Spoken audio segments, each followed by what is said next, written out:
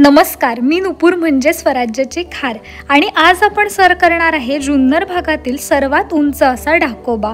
वाटेत आपल्याला दिसतं निसर्गाचं अप्रतिम रूप, थोडी बिकट वाट आणि मग वरून दिसतात सह्याद्रीतील खूप गड, विस्तीर्ण अशी डोंगर रांग, नाणेघाट आणि सह्याद्रीचं अप्रतिम दृश्य। चला तर मग या ट्रेकला आपण सुरुवात करूया। किती बॅगा घेतल्या? 1 2 3 4 हां चपला से चालतंय।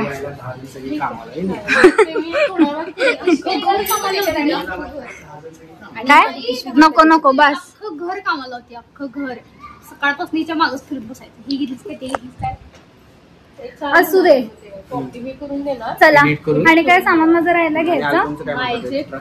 बाय दीदी, बाय। चला bye bye bye bye bye. Ganpati बाप्पा मोरया। आमचे जे बस आहे ती पुण्यातून आहे, तर आता आम्ही कोल्हापुरातले जेवढे जाणार तेवढे बाय कार आम्ही पुण्यापर्यंत जाणार आणि मग रात्री 10 वाजता तिथून आमचा खरा ट्रेक चालू होईल। पण तुम्ही बघितलं तसे आता हे माझे ट्रेकला जाण्यामध्ये ह्यांचे खूप कष्ट असतात, मेंटली टेन्स होतात ते खूप जास्त माझी तयारी करून देईपर्यंत। बॅग तर म्हणजे एकदम छोटी असते जी भरलेली असते, पण तरी पण तयारीमध्ये एकदम टेन्शन मध्ये येतात। डोळे काढून सुरुवात करणार आहे आम्ही ट्रेक मध्ये जायची सोय।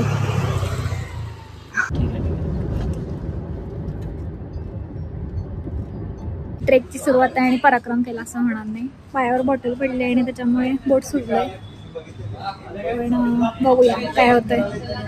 करणार तर आहे मी ट्रेक, मी काय थांबणार नाहीये पण क्लिअरली दिसतंय की बोट सुटलेलं आहे या ठिकाणी। माहित नाही काय आहे पायाचा आता विषय, घरी गेल्यावर बघणार। पुण्यात आमची बस आली आहे, आता आम्ही बेसला जाणार आहे। इथून साधारण 3-4 तास लागतील, पण रोडवर डिपेंड आहे। पहाटे साधारण 3 वाजता आपण गडाच्या पायथ्याशी येऊन पोचलो। इथे आता आपण थोडा वेळ रेस्ट करणार आहे। सकाळचे 6:45 वाजलेत आणि आता आम्ही ट्रेकला सुरुवात करणार आहे नाश्ता करून। सर्दी झाली आहे जराशी, कारण थंडी खूप आहे। मी झोपले होते व्यवस्थित, पण तरी पण थंडीमुळे जरासा आवाज बसलाय सकाळी सकाळी। ढाकोबा किल्ल्यापर्यंत पोहोचण्यासाठी आपण पुणे किंवा मुंबईहून नारायणगाव जुन्नर मार्गे दारिया गावापर्यंत येऊन पोहोचतो। दारिया हे ढाकोबा ट्रेकचं पायथं आहे। इथून आपल्याला साधारण 3 ते 4 तासाचा ट्रेक करावा लागतो। इथं सहभागी झाला त्यावर सगळ्यांचं अभिनंदन, कारण हा एक ऑफबीट ट्रेक आहे, शक्यतो कोणी यायला बघत नाही, हे वाटा पण जास्त मळलेलं नाही, त्यामुळे आता मामा आपल्यावर येणार आहेत इथं आपल्याला वाट दाखवायला आणि पूर्ण इन्स्ट्रक्ट काय गाईड करायला आपल्याला थोडक्यात। तर 1 दिवसाचाच आहे। आता आमचा नाश्ता झालाय आणि 7:05 झालेत। आता 7:05ला आम्ही चढायला चालू करतोय, तर याच्यावरनं आता बघूया की आपल्याला वर जायला किती वेळ लागतोय। आणि इथे मागे जसं आधीच्या चित्रांमध्ये वगैरे दाखवायचे की 2 डोंगरातून सूर्य उगवतो, तसा सेम इथं असा सूर्य उगवलाय आणि आपण चालायला चालू करूया। संपूर्ण डोंगराच्या कुशीत वसलेल्या दारिया गावापासून आपल्या ट्रेकची सुरुवात होते आणि थोड्याच अंतरावर आपल्याला ही रिठ्याची लिंगी बघायला मिळते।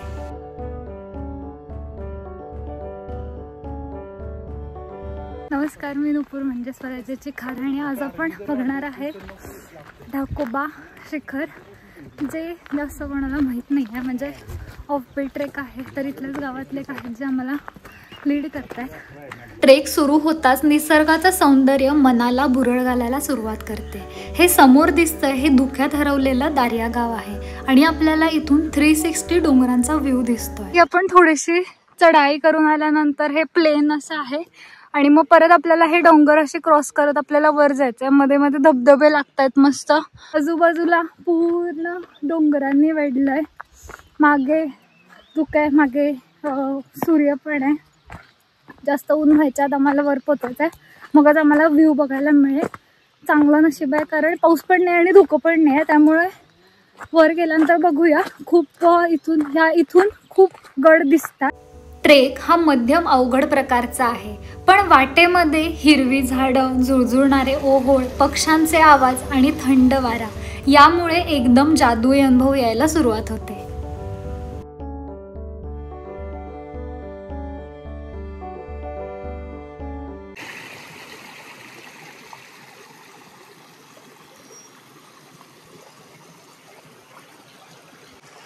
तर आता हे पहिलं भाता पाण्याचा झरा असं आपल्याला लागलाय आणि आपल्याला पण क्रॉस करून पुढे जायचंय.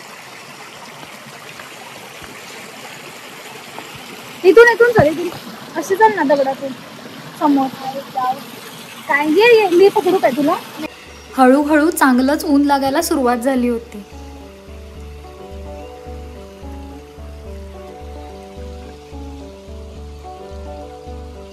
वरून डोंगरातून पाणी खाली येताना हा सुंदर असा धबधबा इथे तयार झालेला आहे आणि याच्यामध्येच नॅचरल पूल सुद्धा होता. एक छोटासा चढ असा लागतो आपल्याला त्या वॉटरफॉलच्या बाजूला, तर तिथून आता आपण वर जायचं आहे. हो परत पठार लागेल, हो परत सरळ चालायचं आहे. असं करत हा मीडियम रेंजचा ट्रेक आहे. फक्त वाटा मळलेला नसल्यामुळे गाईड कंपल्सरी सोबत हवा. यांचं पूर्ण स्वागत करतो. यांच्यानंतर आत्ता भेटलो, छान वाटलं खूप. हो 1.5 वर्षांनी.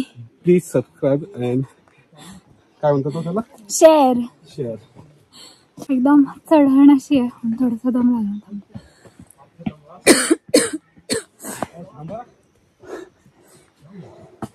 ढाकोबा सुद्धा हळूहळू वेगवेगळ्या फुलांनी बहरत होता. ढाकोबा किल्ला पुणे जिल्ह्यातील जुन्नर तालुक्यात नाणेघाट जवळ वसलेला आहे. हा किल्ला सुमारे 4100 फूट उंचीवर असून सह्याद्री रांगेतील एक सुंदर ठिकाण आहे. हा भाग नाणेघाट, हरिश्चंद्रगड आणि माळशेज घाट या प्रसिद्ध स्थळांच्या जवळ आहे.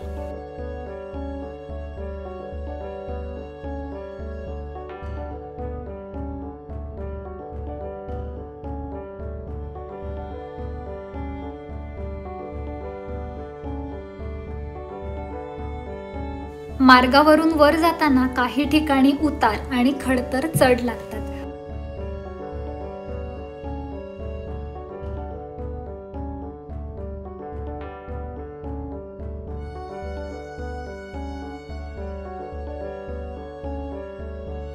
माझ्या मागे दिसतोय तो आहे ढाकोबा गड.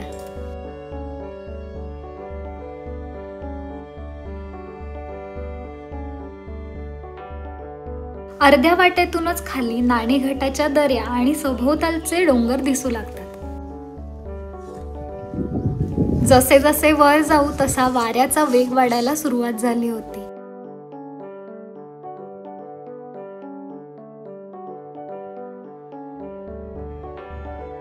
वाऱ्याने डोलणाऱ्या या गवताच्या मधून जाण्याची मज्जाच काही वेगळी वाटत होती.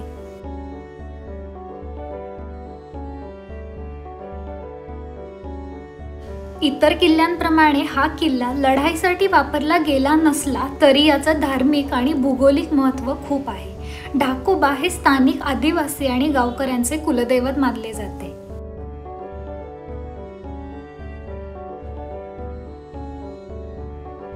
शेवटची चढण ही खूप अवघड आहे. आपल्याला प्रत्येक पाय हा खूप व्यवस्थित टाकावा लागतो.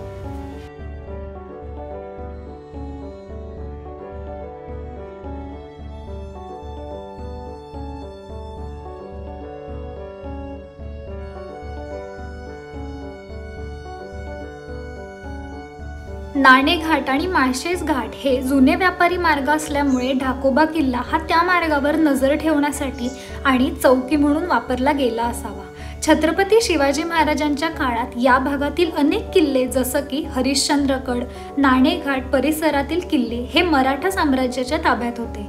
म्हणून ढाकोबाचाही उपयोग प्रहरी किल्ला म्हणजेच वॉच टॉवर म्हणून करण्यात आला असावा.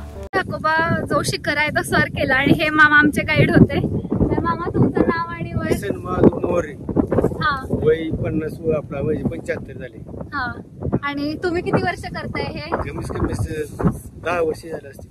होय ना. जशी लोक येतात तशी येताय. हा, आणि यांचं म्हणजे खाली जे घर होतं ते त्यांचंच होतं. पूर्ण बाजूला सगळी डोंगरांक आणि मध्ये फक्त त्यांचं एकच घर आहे. आणि हा, जेवण खावण्याची आम्ही सोय करतात. तर तुम्ही कधी आलात तर त्यांच्याकडे तुम्ही थांबू शकता. किल्ल्याच्या माथ्यावर पोचल्यावर दिसणारं दृश्य म्हणजे अप्रतिमच. दूरवर हरिश्चंद्रगड, नाणेघाट, माळशेज घाट हे सगळं नजरेस पडतं. इथून दिसणारी ही सह्याद्रीची शिखरं गड म्हणजे सह्याद्री प्रेमी आणि ट्रेकरसाठी पर्वणीच म्हणावी लागेल. कारण इथून 1-2 नाही तर तब्बल 50हून जास्त शिखर किंवा किल्ले बघायला मिळतात. यावरून तुम्हाला अंदाज आलाच असेल की त्या काळी या गडाला किती महत्त्व असेल. जर वातावरण क्लिअर असेल तर इथून आपल्याला छोटा कुलंग, कुलंगड, मदनगड, अलंगड, किरडा, आजोबा, साकिरा, कळसुबाई, कात्राबाई, शिपनूर, नानाचा अंगठा, पाथराघाट, कुमशेज पठार, नाणेघाट, मुडा, गवळदेव, घनचक्कर, डोमा, कलाडगड, भैरवगड, शिरपुंजे, सीतेचा डोंगर, वानरलिंगी सुळका, किल्ले जीवदन, वराडी डोंगररांग, कोकणकडा, तारामती शिखर, हापाटाचा कडा, हरिश्चंद्रगड, बालेकिल्ला, बिगाऱ्या वनदेव, देवदौडा, कारकाई, चौऱ्या, बाहुला सुळके, सिंदोळा, हनुमंतगड, निमगिरी, जीवदानच्या बाजूलाच घोडे पाण्याची नाळ, रिठ्याचं दार, बाहुला सुळके दिसतात. बाजूला आहे दाऱ्या घाट आणि मागे यसणीचा डोंगर. मागच्या बाजूला गोरखगड, मच्छिंद्रगड दिसतात आणि त्याच्या बाजूला माडाची नाळ, डोणीदार आणि पोशीची नाळ, बाजूला दुर्ग, आहुपे गाव परिसर, डोणीची कडा, खुटेदार, घाटमाता दिसतो. दूरवर दिसतात भांडारगड, माहुली आणि पळसगड. खाली वसले सिंगापूर गाव. म्हणजे इथे येण्याचं जास्त चांगला कधी दिवस आहे, म्हणजे जे मित्रमैत्र वगैरे दिसतात त्यासाठी कधी आत्ताच यायला पाहिजे. पावसाळा असतं ना, त्यामुळे दुकान असतं. नेमकं काही दिसत नाही. आता 7-8 बारा झाले मला काहीच दिसलं नाही. तेव्हा काय मी वर येऊ जर तुम्ही आज मी तुमच्याकरता कशासाठी आलो दिसते म्हणून तुम्हाला गाव दाखवा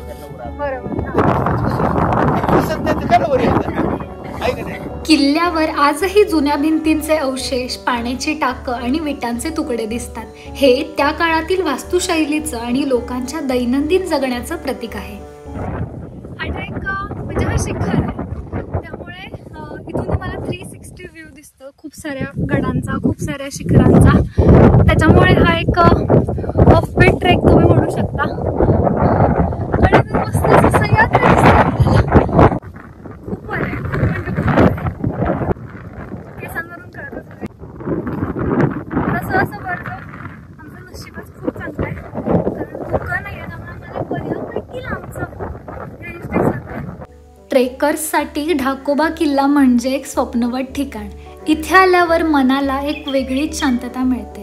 जर तुम्हाला शहराच्या गोंगाटापासून दूर निसर्गाच्या कुशीत काही क्षण घालवायचे असतील तर एकदा ढाकोबा किल्ल्याचा ट्रेक नक्की करा. किल्ल्यावरील अजून एक आकर्षणाचं ठिकाण म्हणजे किल्ल्यावर असलेलं ढाकोबा देवाचं प्राचीन असं मंदिर, जे आजही लोकांच्या श्रद्धेचं केंद्र आहे. मंदिराकडे जाताना ही अशी घसरण होती आणि सह्याद्रीमध्ये येऊन जर तुम्ही मजा केली नाही तर काय उपयोग. तर आता आम्ही ही अशी घसरगुंडी करत खाली उतरलो. काही ठिकाणी घसरण एवढी अवघड असते की मातीमुळे तुमचा पाय सटकू शकतो. तेव्हा एकच करायचं, एकतर तिरका पाय टाकत खाली जायचं, नाहीतर निवांत असं खाली बसायचं आणि घसरत खाली जायचं.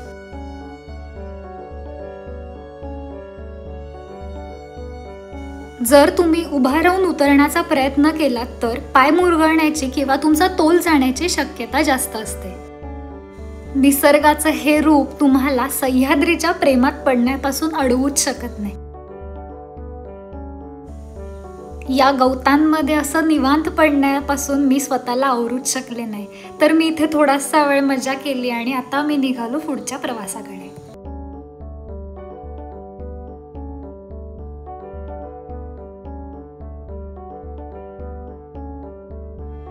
मंदिराकडे जाताना हा असा बहरलेला ढाकोबा आपल्याला बघायला मिळत होता. मंदिर आपल्याला गडाच्या साधारण मध्यावर लागते, त्याच्यामुळे तुम्ही येताना किंवा जाताना हे मंदिर बघू शकता. आम्ही परतीच्या वाटेला निघाल्यावर मंदिराकडे चाललो होतो.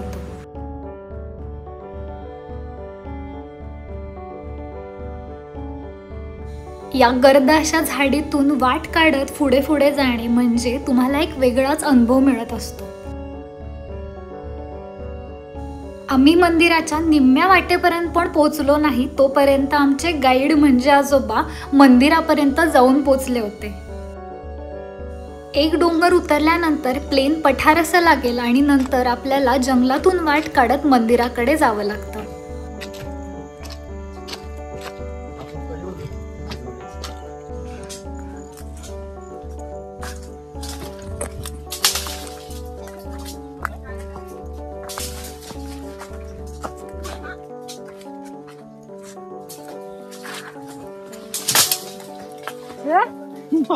जंगल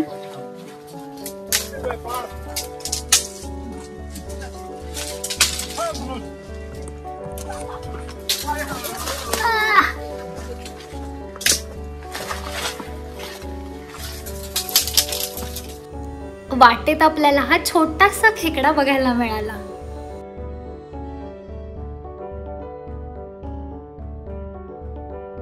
समोर दिसतंय ते आहे ढाकोबा देवाचं प्राचीन असं मंदिर. ढाकोबा देवाला ढाकुबा, ढाकुरदेव अशा नावांनीही ओळखलं जातं. या आजोबांनी आम्हाला सांगितलं की या मंदिरामध्ये स्त्रियांना प्रवेश नाहीये, त्याच्यामुळे आम्ही बाहेरूनच देवाला नमस्कार केला आणि इथेच थोडा वेळ विश्रांती केली. ढाकोबा देवाचं मंदिर हे किल्ल्याच्या माथ्यावर आहे. इथे भक्त मोठ्या प्रमाणात श्रद्धेने नवस बोलतात. ढाकोबा देव हे या परिसरातील लोकांचं रक्षण करतात असे मानले जाते. मंदिराजवळच हे आपल्याला काही दगडी अवशेष बघायला मिळतात. इथे एक पाण्याचं टाकं सुद्धा आहे जे आजही स्वच्छ पाणी पुरवतं. ही गोष्ट दाखवते की इथे पूर्वी लोक राहत असावेत आणि त्यांनी पाण्याची व्यवस्था किती विचारपूर्वक केली होती. गडावर फिरत असताना एक गोष्ट लक्षात येत होती की या भागाला सह्याद्रीचं आणि निसर्गाचं जणू वरदानच आहे. 10 पेक्षा जास्त तर असे वृक्ष आणि आम्हाला फुलं बघायला मिळाली जे सहसा आपल्याला बघायला मिळत नाहीत. त्यातीलच काही ही.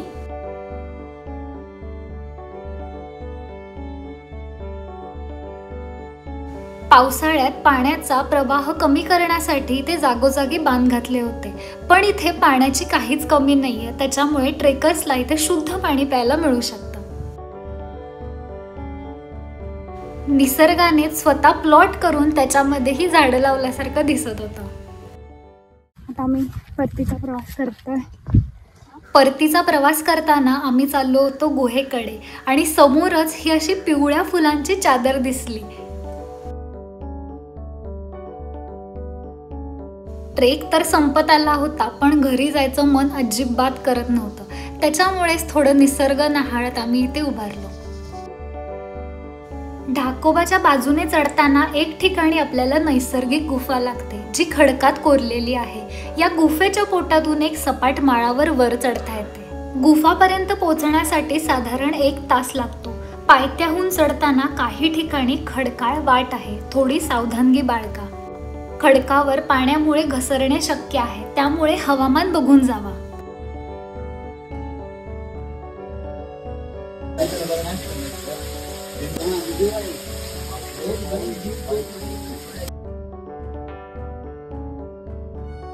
या गुहेमध्ये चुली मांडून ठेवलेल्या होत्या. यावरून असा अंदाज काढता येईल की लोक राहण्यासाठी किंवा जेवण करण्यासाठी या गुफेचा वापर करत असतील.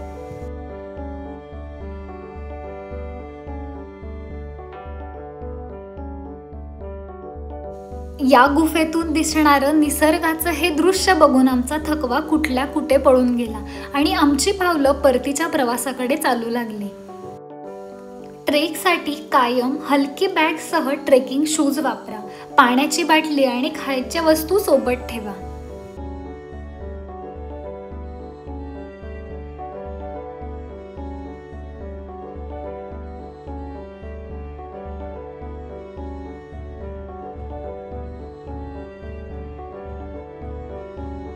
वाटेत या मावशी लाकडी मोळ्या डोक्यावर घेऊन चालल्या होत्या. गंमत म्हणून बघूया तर किती वजन असतंय म्हणून एक मोळी मी पण डोक्यावर घेतली, पण ह्याचं वजन काही मला झेपणारं नव्हतं. गावामध्येच आजोबांच्या घरी जेवण करून आपण परत कोल्हापूरला जायला निघणार आहे.